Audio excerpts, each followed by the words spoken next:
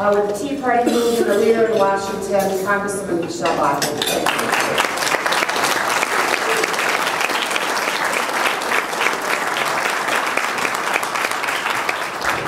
Good morning, everyone. I see you all successfully blew into Tampa, Florida. I'm glad that you're here, and this must seem like home to you because if you all remember, 4 years ago, when Minneapolis-St. Paul had the privilege of hosting the Republican convention, we too had to cancel the first night of the convention due to a hurricane, so we all feel home again. And when we've been looking at the hurricane, we were worried about Isaac, but then we heard last week that Joe Biden was planning to come and join us this week. And so that was going to be a second hurricane we were going to have to worry about. But we've dispatched Joe Biden from coming to Tampa, and so now we're waiting to dispatch Obama and Biden this coming November. I think we're going to do it.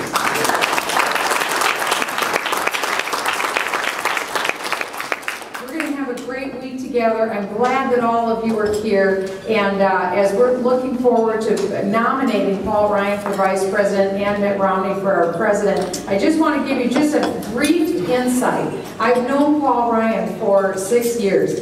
He is a great guy. He's a regular guy, a really smart guy. All of us have known Paul to be associated with the budget. He's the chairman of the Budget Committee. He's very studious. He knows what he's talking about. I think of anyone in the House of Representatives, people look to Paul Ryan with a great deal of respect. And this is really our problem now in the United States. Debt. And the massive accumulation of more debt. This weekend a movie was released nationwide and it was called 2016. How many of you saw that movie this weekend?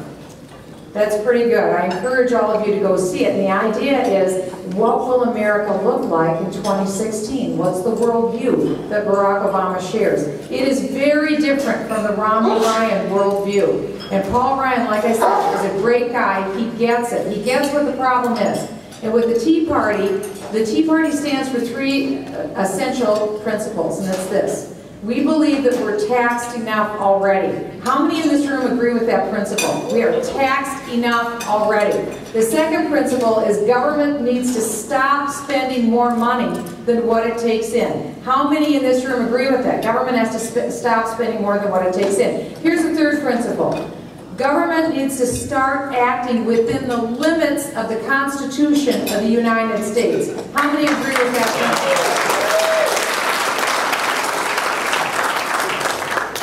principle? And one pejorative term after another is hurled after people who consider themselves Tea Party, Ron Paul.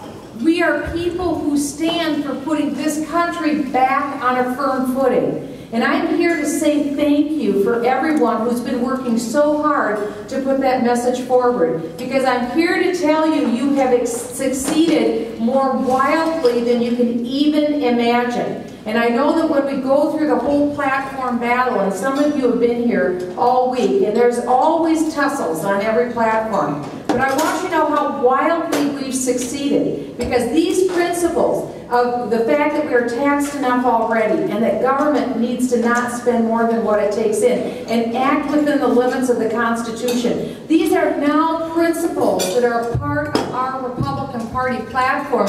And I'm just here to tell you that never would have happened without your involvement. So thank you for doing that, and take a victory lap, because we are moving down the road. We may not be exactly where we want to be yet, even within our own party, but we're so much farther than we were before. And it's because of the efforts of all of you that are here.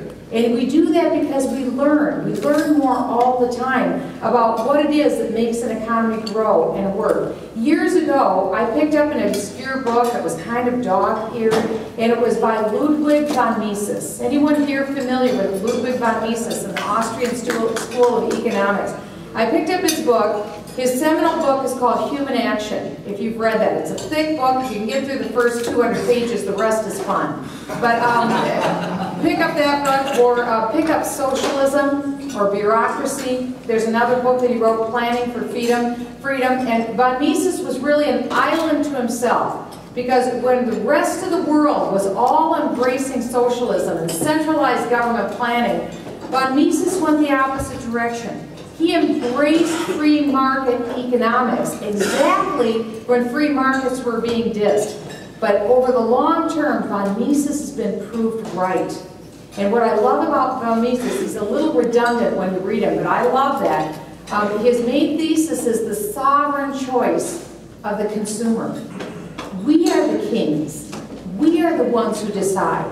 By the choices that we make, we determine what gets made, because we're the ones who facilitate demand. It's a brilliant concept, and really all he's explaining is how human nature works and applies to economics. This is something that government needs to learn, and this is something that our speaker this morning is going to speak to us about. I want to tell you a little bit about Dr. Walter Block. We are privileged to have Dr. Block here as our speaker this morning. He's a professor, and he's also a chair of economics at Loyola University. He's also an adjunct scholar at the Mises Institute and the Hoover Institute. He earned a BA in philosophy from Brooklyn College, a PhD in economics at Columbia University. He's also the author, the editor, and the co-editor of dozens of books, including Defending the Undefendable. Have any of you read that book? This is a great book, Defending the Undefendable. It's been translated into 10 foreign languages. Dr. Block has written more than 500 articles for journals and magazines and newspapers. He's contributed numerous journals, including the Review of Austrian Economics and the Quarterly Journal of Austrian Economics. He gives speeches to civic and educational institutions. He appears regularly on TV and radio. We are privileged, again, to listen to Dr. Block. So please give a warm Minnesota welcome to